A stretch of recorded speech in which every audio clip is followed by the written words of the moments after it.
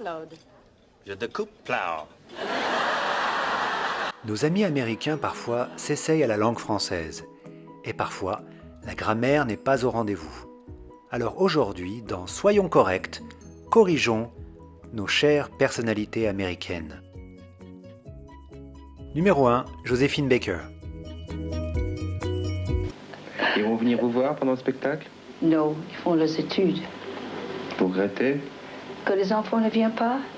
Eh bien, c'est difficile de dire parce qu'en ce moment, avec mes répétitions, le travail, il est bon qu'ils ne sont pas là. Parce que quand je suis avec mes enfants, j'oublie tout. Numéro 2, Angela Davis. Alors, quel est le moteur de votre combativité? Bon, l'histoire du peuple noir aux États-Unis, c'est une histoire de combativité. J'ai écrit le livre dans cette forme parce que j'ai voulu que n'importe quelle personne pouvait le prendre, le lire et le comprendre. Numéro 3, Joseph Gordon-Levitt. C'était un rêve pour moi faire quelque chose en français et je ne savais pas que ça arriverait dans un grand film Hollywood comme ça, mais c'est arrivé. Numéro 4, Bradley Cooper. N'écoute personne, ouais. Qui t'a dit la même chose. Hein. Et faire confiance avec toi-même. Hein. Tu sais, que tu as toutes les choses que tu as besoin dans ton esprit. Numéro 5, Marlon Brando. Excuse, s'il vous plaît, mon mauvais français.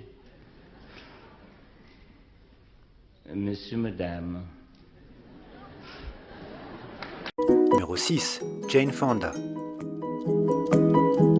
Un livre très compréhensible sur l'âge, y compris l'importance de se préparer, sans peur. Ouais. Alors, quand j'ai reçu le scénario, je me suis dit, mais il faut absolument que je fasse ce film, parce que je me sens tellement proche à ce personnage.